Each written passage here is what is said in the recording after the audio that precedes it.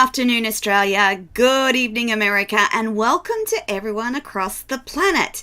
This is Insight Intelligence, our weekly show with the wonderful Mario Bekes. But before we get on with the show, here's what you need to know. If you're listening live on Facebook, LinkedIn, YouTube, Twitch, or Twitter, we have Hannah ready and waiting to take your comments, questions, and provide you with links to anything we talk about in the show today. A reminder too that replays of Insight Intelligence are available on YouTube, Binge Networks TV, the Toni TV channel available on all Roku, LG and Samsung smart TVs across the planet, and the Toni TV channel app available for download now. As you might know, we're encouraging people to jump on and subscribe to not only my YouTube channel, but also Mario's YouTube channel in an attempt to grow Mario's business for him. Now, each week we do a little welcome to country, and it goes a bit like this. I want to respectfully acknowledge the people of the Yugoslavia language region on the Gold Coast, Queensland, Australia, the traditional owners of the land on which we meet, and pay my respect to the elders past and present and all Aboriginal and Torres Strait Islander peoples here today. Now, as you know, Mario has been zipping and zagging across the globe these last few weeks, and today finds Mario in the Philippines. And we were a little concerned about the internet bandwidth in the Philippines, so what we're going to do, if it starts to lag too much, we're just going to turn off Mario's video so you still get to listen to that amazing voice.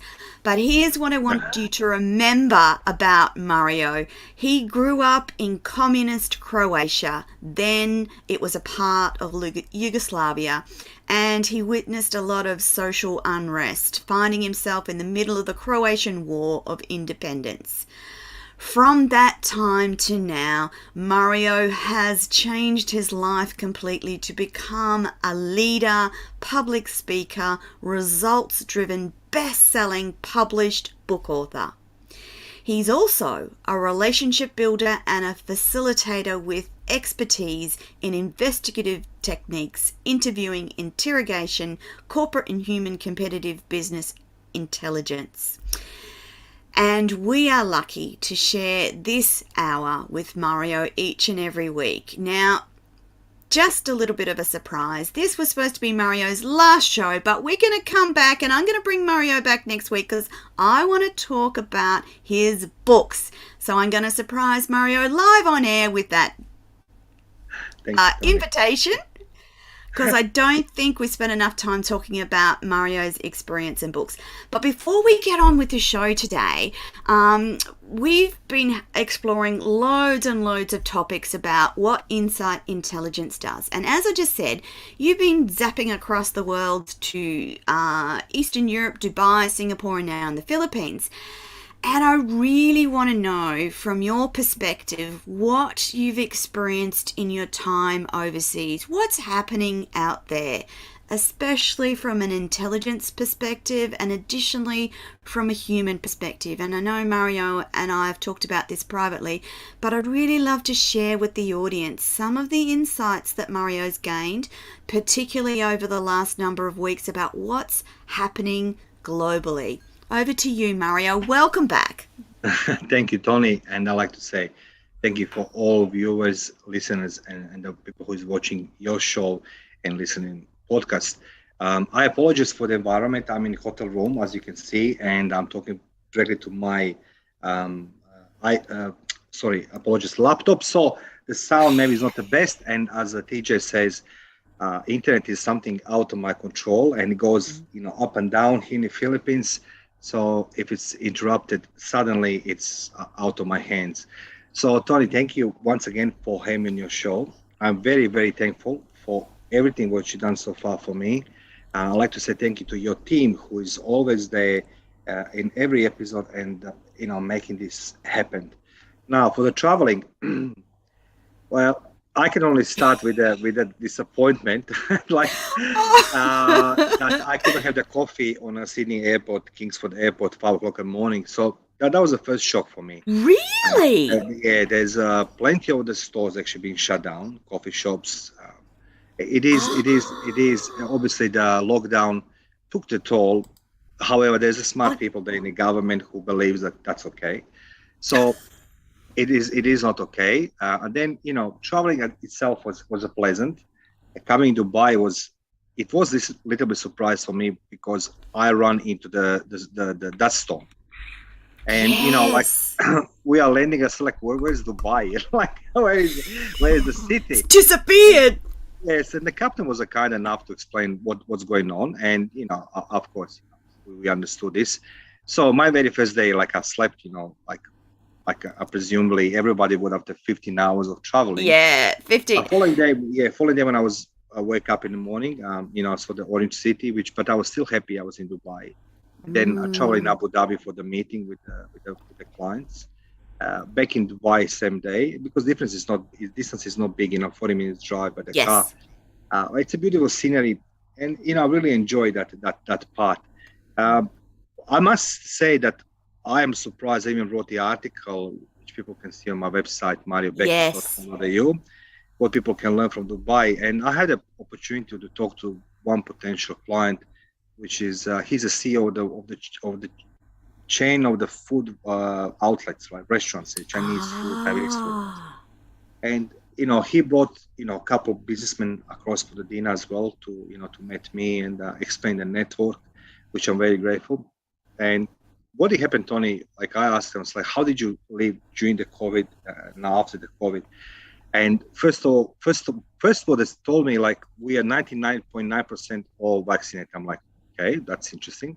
And what they did, Mm. they explained to me why they Emirates sitting on a fence. They don't holding nobody's side, right, or west or east or south or north.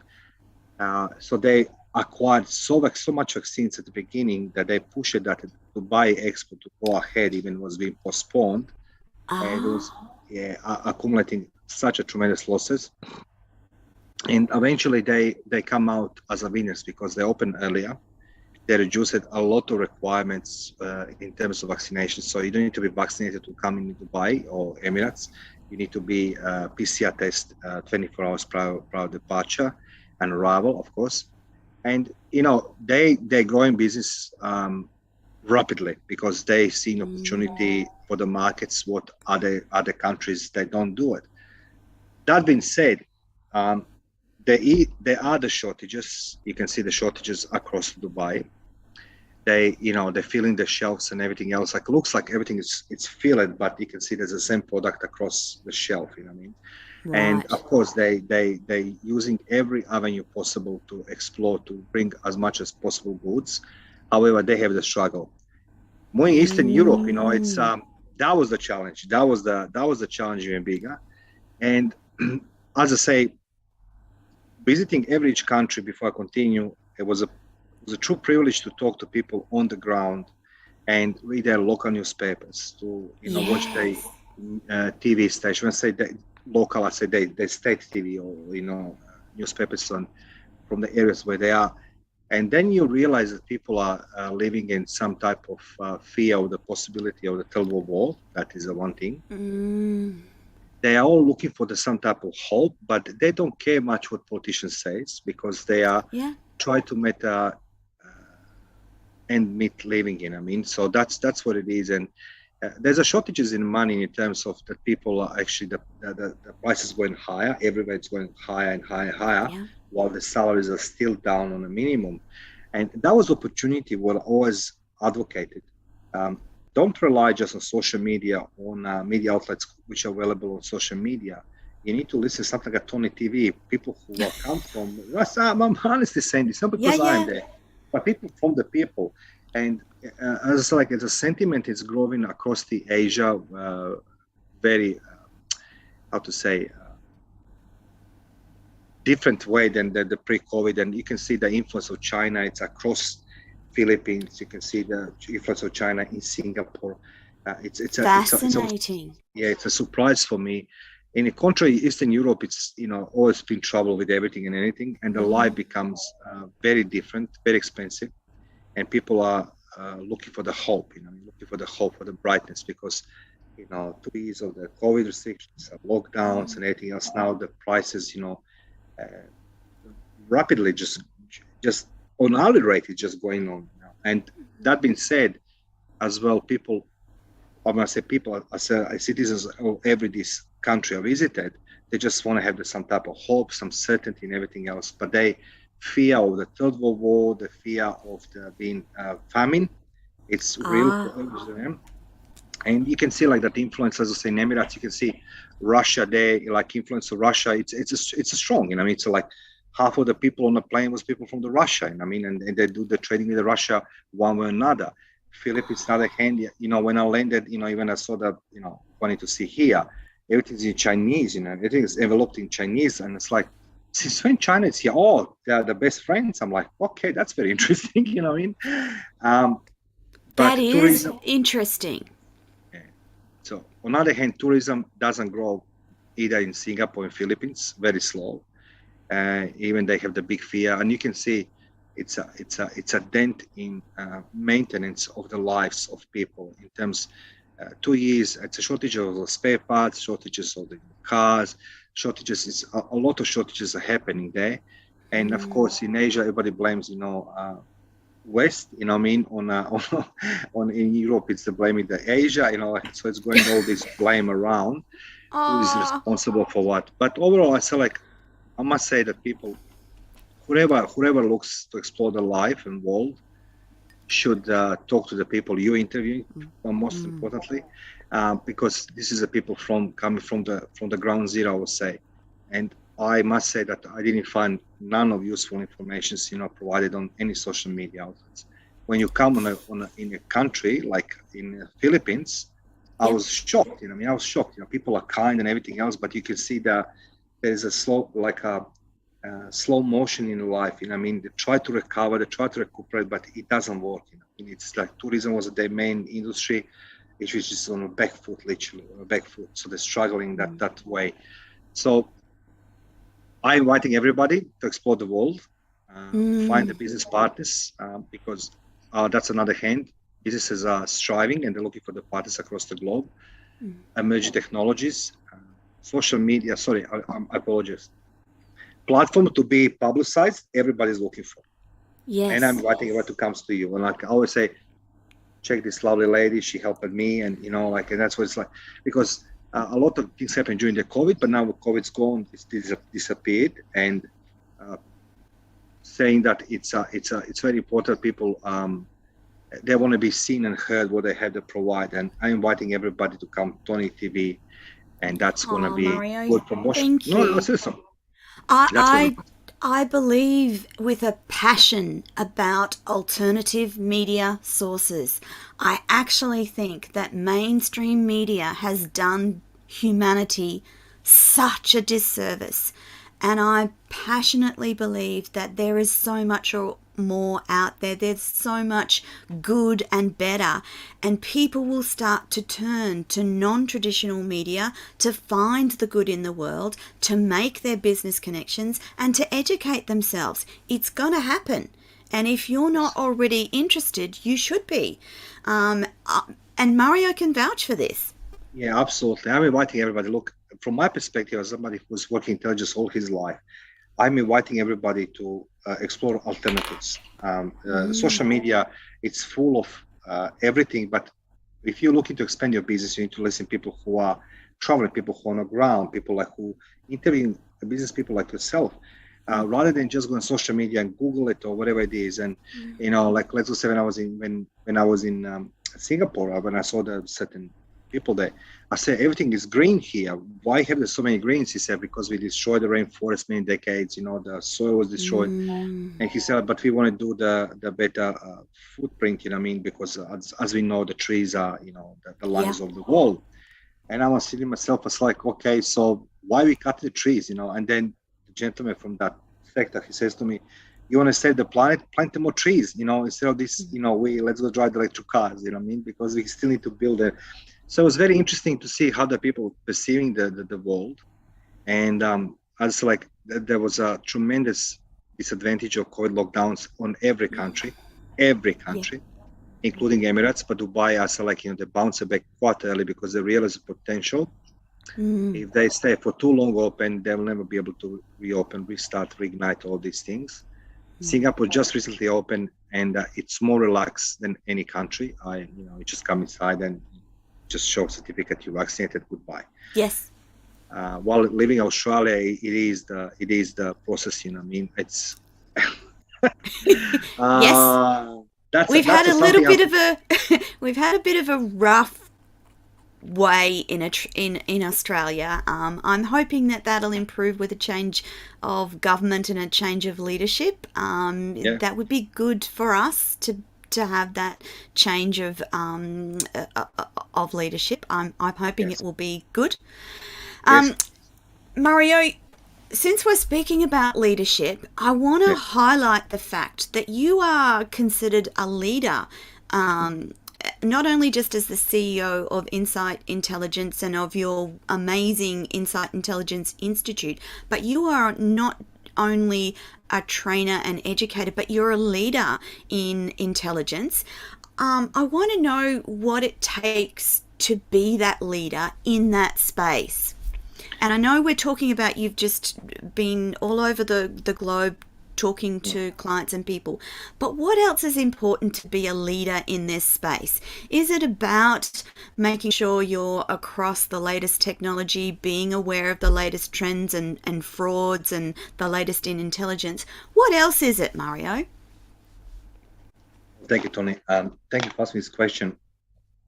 I always come back to this thing. A leader is not somebody who it's not a job title. No. It doesn't exist, first of all, because if you want to be the leader, you need to have the followers or supporters or whatever you are. And everybody loves to take a title. I'm the leader. I'm the leader. I'm the leader. Leader doesn't go just on a sunny side. It's when beneficiary, when it's abundance, as well. You take a responsibility for every action. Leader that does take a responsibility for every action from the top to the bottom. And to be considered a leader, it took me time to come to that position itself. And I wasn't being somebody who was pushing myself. I want to be a leader. You become chosen, and how you become chosen, it's the surroundings. You working for the people, you working for the government sector, education.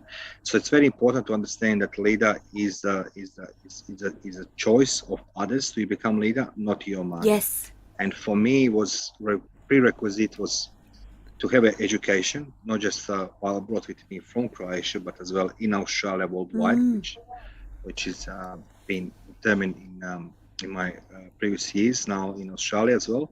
So that was the one thing as well. Then you need to have the publicized books, Yes. which they're talking about topics, and so it's not a book based on opinion based. It's you need to have the support. I was truly privileged to be mentored by Professor Clive Smallman Yeah. and Dr. Patrick Scholar Gray. Those are the two people who are stood side by side by me, and they look at my growth in terms of academics, and that I am what I'm putting out. It actually stands there because Tony, we all have to have to be opinionated, but in reality, when you're putting something out as a book or as a content, you must have the argument and counter argument. You must have the references. You must have the sources and everything else. For me, that was unknown many years ago. Yeah. So it happened. So to become the leader, and then you have these public speaking gigs, which they basically, talking to for example, just for the client space, but you're talking on events with Groups the of other. people. That's correct. With the same field, and they are there to critique you, right, on a positive way. So that was me, as being chosen by the several bodies and the prominent individuals to put me in position to call me the Semar is a leader in this, because I'm applying the previous knowledge. And Tony, we all can agree, you and I'm the dinosaur. I'm 50 years old this year, and I can't think as I was thinking 20, 30 years ago today, right? For example, I was to one meeting recently, and there's two gentlemen there, and they say, we are millennials, we don't understand you old people. And I said, you don't need to understand us old people, but you should understand the history. And he was like, what do you mean? I said, see, that's what I'm saying. I can't be, because people are losing interest in what's happened in the past, except when they need it, right? And then I said, like, okay, you can be millennials as much as you want. I have no problem. My son it is. But if I tell you that Second World War started 1st of September 1939 for that reason and intelligence, you should check at least.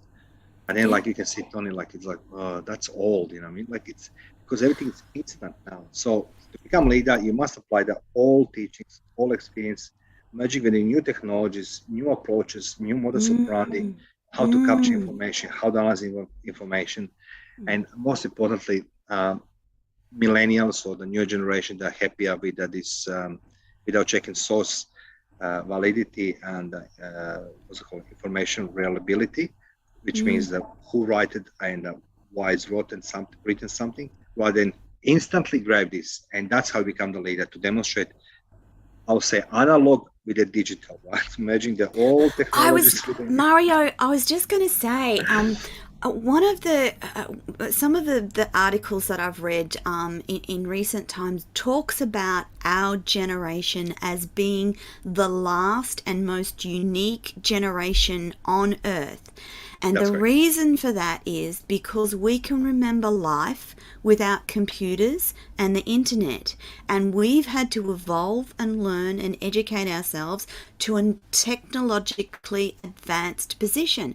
And we will be the last of our generation that gets to do that, because generations coming behind us, it's a given. They're born with iPhones in their hand. They're born with access to laptops. But for our generation, we remember what it was like to have the first computer, what it was like when the internet became something that we used every single day. There'll be no other generation like that. And that's a privilege, isn't it, Mario? It is. Look, we all evolving. There's a difference between evolution and revolution. Same goes in the business. Evolution from point A to point B, like a snail pace, it's everything slowly as we know, that's how revolution, it is from point A to point B in such a quick and short period of time. But that brings the burden of the risks of what ifs, and you and I, Toni, like I'm grateful that I was born in, I never knew what the internet it is before 1998 when I came to Australia, and I heard that dial-up sound. I was like, what is this? It's like, and I was screaming on me in the air. People today, they wouldn't remember what dial-up internet sounded like, but we know what it sounded like because it was burned into our brains. Yeah. One thing common, it's in intelligence still stays our human brain. And this is what never's going to change. Never will change. Doesn't matter how many chips they try to put in us or whatever they are. All our ideas, blueprints starts here. All our work we're doing is recording our brain. And human is always the source of every information. Every thought, every action, every opposition, name it. We can go to all Newton laws and say why. But I think it is, when I travel across the globe right now, I'm seeing that there's a new technologies merging with the potential science fiction ideas. For example, I saw in Philippines right now here, there's a certain number of people who needs to put the wrist, on a door. And I ask, why doing this? And they say, like, this is how we identify people. I was like, what do you mean? They already have the implants, right? They already have implants, on the wrist. And I'm like, okay. He said, because it's, and I'm like, okay, that's interesting. And, when I start my presentation, I said, like, okay, I saw your biometrics and everything else. You took at every single pen, laptop, and, we sit in this room, beautiful room. They said, like, yeah, we're 100% bulletproof. I said, like, okay. I said, what's with our brain? And they said, like, we're working on this. And I'm like shocked, right? So, of course, I'm not, that's above my pay grade, but it's science fiction. It's come to reality. And, you and I, if we grow up with the things like, we saw in the movies in the 80s and 90s, it's reality. So what we're trying to say, the world is changing, but one thing stays certain. Everybody looks for the hope, looks for the certainty, and looks for the peace, because they want to live the life. And only way to live the life it is to combine their experiences, work experiences, business experiences with other businesses across the globe, and everybody's striving to that direction. I saw, and when I do the public presentations, people, challenging me. Of course, you get critiques, but after all, they say like, "Okay, I like it the way how you perceiving things," and I say, "Yeah." Yeah. Mario, over the course of the last 8 weeks, we've talked about a lot of things in and around intelligence and surveillance. And we had a wonderful conversation about whistleblowers and protection for them when they identify fraud or crime in the corporate or private sector. And you wrote an amazing white paper on whistleblowers and a structure to manage them when they highlight a crime or fraud. I forgot to ask you at that time. So for Australians, we're a bit averse to being labelled dobbers. Dobbers is a colloquialism for whistleblowers, but Yes. Aussies don't like to be labelled as dobbing or calling out things that are wrong. But conversely, we must call out crime and fraud. Like we have to do it. But as I said, there's this.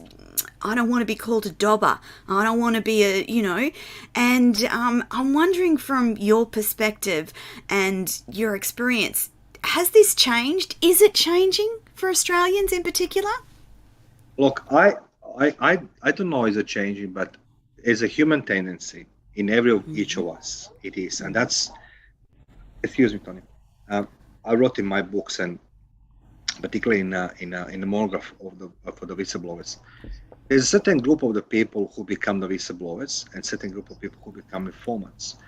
Put informants aside, that's a career. But people love. So when you say the doba, it's not a whistleblower. Doba, it's informant, right? More or less. But being the whistleblower, it's very difficult because what organizations don't understand first. They don't understand, they don't grasp the theory of what is a whistleblower. They say it's a doba, it's going to destroy all of us. And yes. So let's go. We destroy that person before destroy us. I'm like, come on, stop. Secondly, they outsourcing third parties to manage their whistleblowers, which it's very wrong. Yeah.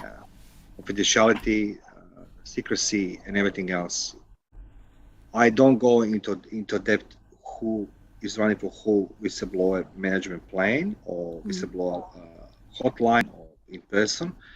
But always come back to that point. Whoever is a whistleblower, we must understand that this person is a human after all. Right? Number one. In my past previous experiences in government sector, I managed informants, government informants. And I was being told by my superiors, don't ever, Mario, forget he's a human person.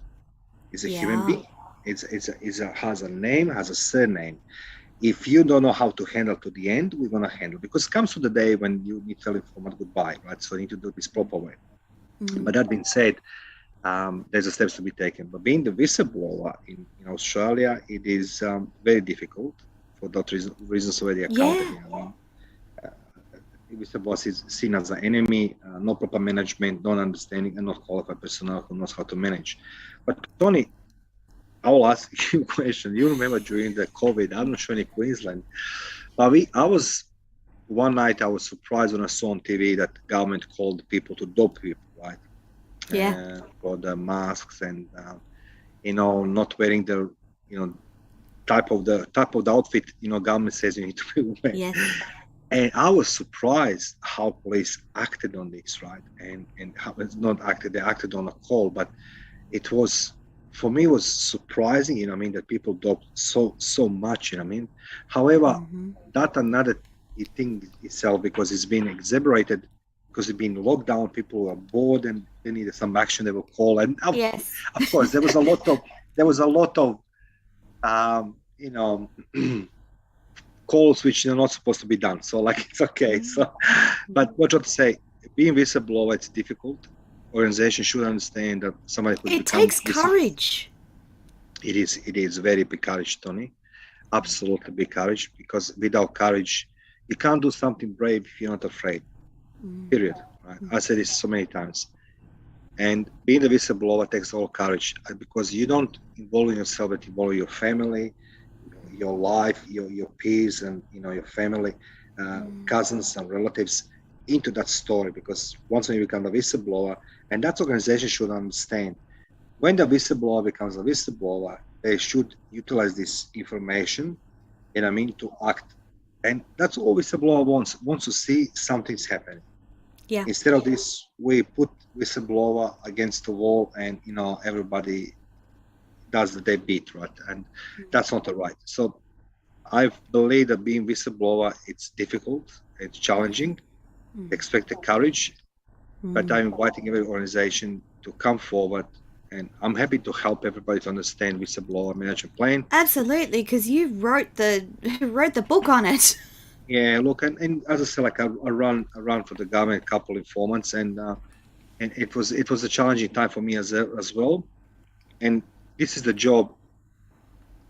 Anybody who start managing to understand, we talk about human life, and your job is to protect the human life, not with just with the arms and bodies, but with the secrecy and everything else.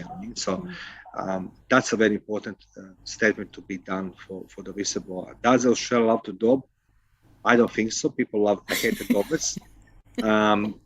But that's like I was surprised during the lockdown that the government called to people. I was like, wow, that's a little bit. I know. I thought the same thing. Oh, in Australia, I never thought that'd happen. Yeah, but that being said, I was like, I don't think so. Australians love to be dobbers, but look, everywhere, Toni, you want to have the people who enjoy providing information for free. Yeah, and that's the most dangerous people we have. Yeah. Yeah. Mario, one of the other things that we spoke about and a key component of your business is around surveillance. And we covered a number of topics under surveillance, from desktop surveillance to situational surveillance. And I'm wondering if you've got a story from a surveillance perspective, a funny story, any sort of story from your treasure chest of experience around surveillance. Look, I think that every surveillance itself it's a story, by itself. And look, I tell you one story, right? It doesn't go a long time ago, and I've been asked by the client to do something privately for him personally. Yes. And it's about his client son, and his son. He was suspicious. His son, he's taking drugs. Anyway, and I said, okay, look, we're going to do surveillance on him, and it's a difficult. It was a rainy day, and he's in university, so that was just before the whole COVID hit, right? Because there was all this, no restrictions, basically. During COVID, there was no surveillance because couldn't do it. Nobody was moving, and the police will stop you anyway. Anyway, long story short, we commenced surveillance. I commenced with the 2 investigators to do the parallel, right? To switch between each other. One was on a motorbike, one was on a car. So to see where his son goes, and son was here. That was a little bit fancy because you need to work with the client. You must ask client what's your budget. Because this is what the cost it is, and you try to adjust the tools and the modus operandi you have on your disposal to the situation, because we spoke about this. When you can't send somebody in RV, in some village to do surveillance, and people never saw that vehicle, they're gonna say, people are going, oh, that's not that's right. Correct. And there's a different varies between the female and the male investigator. Like they had different approaches. And look, the bottom line is this: that this gentleman, son of the client of my client, he was going to university and seeing the people, and we saw this on footage, and there was not being drugs done. The guy, he's very nice, but what happened? Yeah. That evening, his father was following his son, and of course, when you following, and we informed them when we're gonna be it, and anyway, his father, he stood out of the car, and he walked to every car on intersection asking, are you a surveillance investigator for the company, this and that? And, my boys was like on a motorbike. He just he said like he approached me and he said like, no, you are not for sure because motorbike, so he was not suspicious of this one. And what happened, we have the footage and everything else, and when we showed his son was not taking drugs, his son was having affair with somebody, which mom was even more upset, what I mean, because they hoped the drug, but son was more inclined to the different type of love, and our parents couldn't handle this. And it's difficult, my see them like, goodness. and it's like, what's wrong? Your son is in love with somebody. Like, oh my God, this and that. And I said, but what's happened with you that you're walking out of a car and checking every intersection, you're stopping every intersection, checking every car who's following your son? Yeah. And he said, I knew who they are. I said, like, how do you know who they are? Because my guy was recording you, you know what I mean? How you knocking on door on every car. He says to me, you're good. You're good. And it's like, man, look, you just leave me alone. But look, Toni, we have a lot, like I gave another story. Like, people love faking the injuries, and they're doing exercises in the park, right? They're doing exercises in the park, right? That's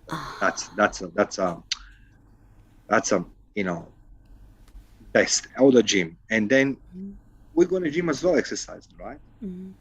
They have no idea, what's happening when we in the public spaces that we, everybody expecting that someone's going to sit in a car, right, and record them. So that's looking around, there's no cars, but they forget a person next to them, and what it's like every time, when we do recording surveillance, it's basically being done in face to face, and they don't understand how it's been done. And of course they wanted to be those ones who try to be expert in surveillance, but you can't be expert in surveillance because you are the subject of surveillance, and we are the experts. We organize surveillance around you, and in the park, usually it's a bottle, all these new gadgets now allows you. So it's like it's so many things. I can't say funny because audience will not understand, but when you have somebody like me sitting there and watching the footage, and daddy, he's walking car by car, checking who is following his son. It just doesn't make any sense. You just want to scream, but you're laughing. It's like, and then what is doesn't noticing? It's my guy was on a motorbike, and the lady, she was far much on behind. Yeah. And he was thinking that the car who was actually following his son was our guy in the car, and it was some other gentleman because of heart attack. But yeah, like it's so it is challenging. It is the funny stories. I can't say it's funny because the only thing it's funny. Look, I give another personal surveillance, right? And 45 degrees 2 years ago, family plaza, husband comes to us again. He's the client or my client, private job.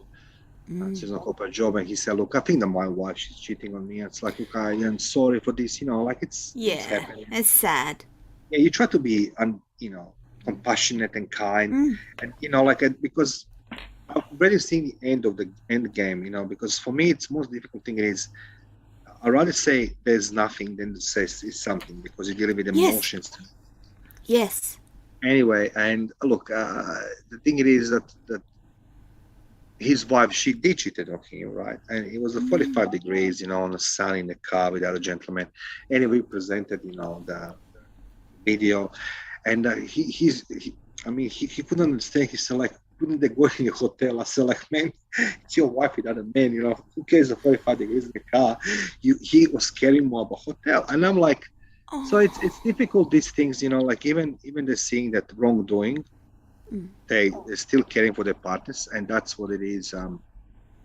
It's a catchy. It must take a toll on you and the investigators when they discover things like affairs, and they know that that's going to have a very human impact on that person, be they man or a woman.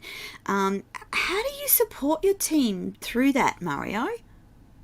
I always come back to the one thing, like, we're all humans, and I'm not qualified psychologist. I offered always some type of help to everybody, right? And look, for us, when we see these things, is difficult, but it's difficult because could happen to anybody of us, right? And that's the one thing. But happening to somebody you don't know, and then you need to bear this news to the somebody, right? And Yeah. it's painful because Yes. you can just see what the going emotions they go through, It's going to right? They want to. fracture people's lives. It's going to Yeah, look, impact. that's the reason why we have no in a room, and when we're presenting, no any objects except the chairs and the TV on the wall Yeah. and the Yeah. clients in there Yeah, so because they I can't learned, actually smash a chair or something. yeah, I learned this very quickly. And you have the business partners as well. You have the business partners Yeah. who that's I think that's even more Difficult to difficult. digest. Yeah, because business partners, what they see them, business partners, it's not a emotional relationship, right? But what it is, it's psychologically hurt somebody. Oh, When I yeah. say hurt somebody, because whereas business partners usually they believe in they're doing the right thing, and we have that quite bit of these business partners who are traveling for the business meeting and actually to go with somebody else in some of these places on behalf of the company, spending those assets, and then you see the people who are doing decision making. It's like a marriage, right? You know what I mean? Like you go in business Yeah. partnership with somebody, yet your trust is gone that person actually lies to you on so many levels, and of course that's what's happened to what's it calling In to the this, business. yeah, in a business quite a lot. And the theft from the stores, and it's hard to comprehend this, because you can see that the person who's watching video is actually struggling, Yeah. before it becomes explosive and angry and everything else. And I'm surprised the internet is working between Philippines and Australia. It's working, so it's I good. know it's working really good. Yay! Yeah, Hey, Mario, one of the other subjects that we covered, I think it was probably back in the first show, where we talked about factual and social media intelligent work yes. and network mapping. So I'm thinking that this has changed over the course of the time that you've been in investigative services. This would have changed quite a lot for you and the company over the course of time. And I'm guessing that it's an ever growing part of the work that you do. How has it changed? How has that social media landscape changed the way you investigate? Thank you, Tony. I always give the pride on this one. And I mentioned it earlier in our conversation today. Everything's Yeah. going to change around us in our generation, you and mine, yours and mine. Yes. Like when my son says to me, it's like, you destroy the planet, you done this, you done this. It's like, yeah, but we discovered internet, we discovered everything else, Exactly. we go on the moon. But don't That's blame me, right. I mean. In our generation. But one thing we're never going to change, Tony, that's what it is. It's a human behavior. Everything what goes on social media has the origin, has the source. It's not important what is written, but who is written as well. And Yeah. social media intelligence, a part of your capturing, we have the software which captures the data on the internet, and then that does different type of mappings and anything else. Once when the mapping is finished, then we go fine combing, for the person or what it is. But then you look in the motive.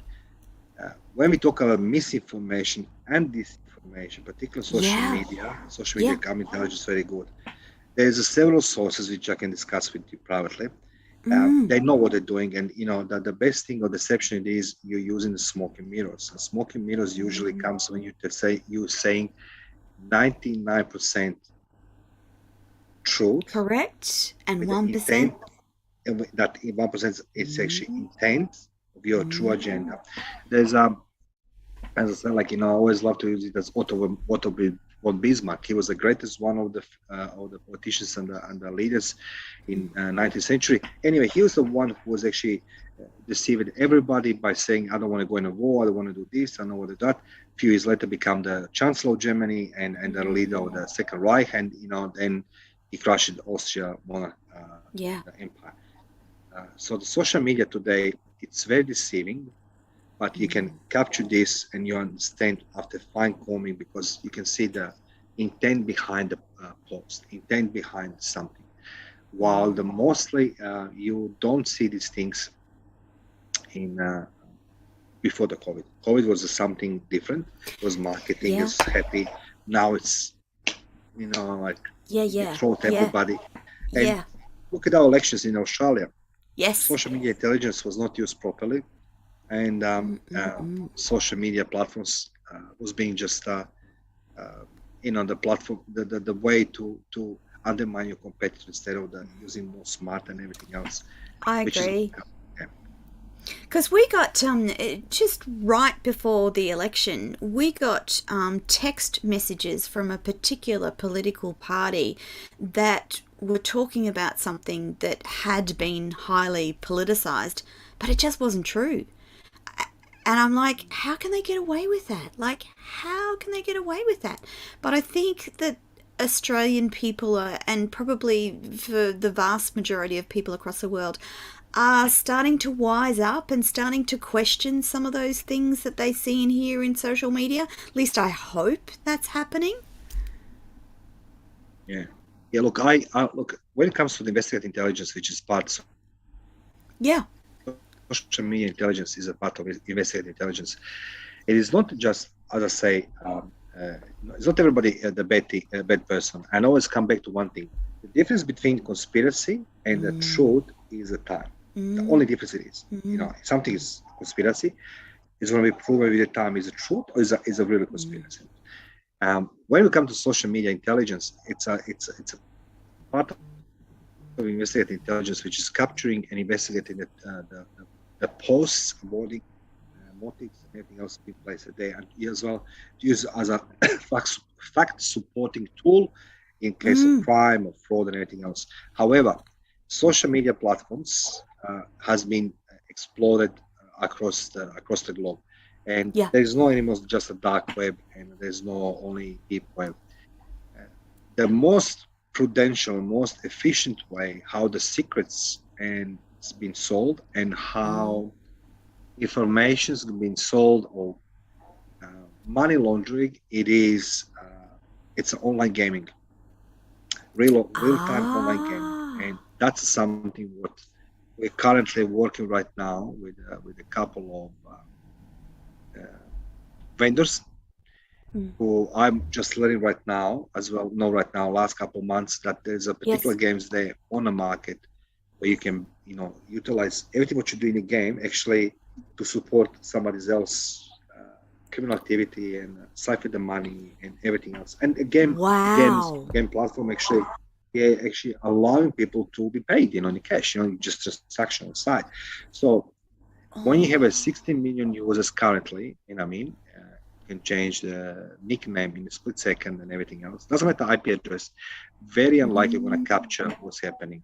So there is the way, but it's a very difficult way. So we can forget all this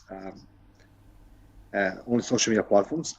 It's an online gaming which becomes more and more weaponized for the criminals.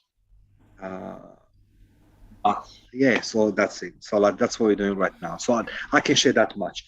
Online gaming, Toni. Online gaming. So people are interesting. So, oh my God, YouTube, let's go block him. Yeah, don't worry. The real guys are sitting behind the online games, and the transaction amongst 16 in every hour. It's a 16 million. That's a lot of money. People on that game, particular 16 million people. It's not 16 people, 16 million, and there's several of them. They're doing transactions and laundering money and everything else. And games, I love this because I want to buy you armor from your Toni. Gosh. Toni, can you sell me your army? Yeah. So social media intelligence evolved as well on a different level. Oh my goodness! What a strange world we live in, Mario. Wow, that's exactly where my brain went. I'm like, so that means you can actually buy elections and they've just had an election, incidentally. As long Australia's just not literally, but you can organize. Yeah, you can. Yeah. Mario, we almost as I said, it's always difficult. Yeah. We're just about out of time, and I don't want to finish this show. I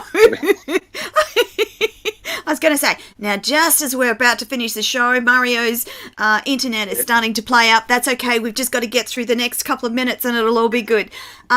What we're going to do next week is I'm going to get Mario back on and we're going to actually talk about his author's journey and his books. And I think it's particularly pertinent that we come back and do that. And that's a surprise for Mario and for the listeners, because I think that it's a well worth another episode just to talk about the writing of your books and where that's led. Mario, thank you so much for sharing with us today the elements that we've discussed over the last 8 weeks. And once again, for sharing with us what Insight Intelligence does, and the fact that you also have an educative institute that provides those courses and training for people who are interested in intelligence, and gives them the background that they need to go and work in intelligence, surveillance, or forensics.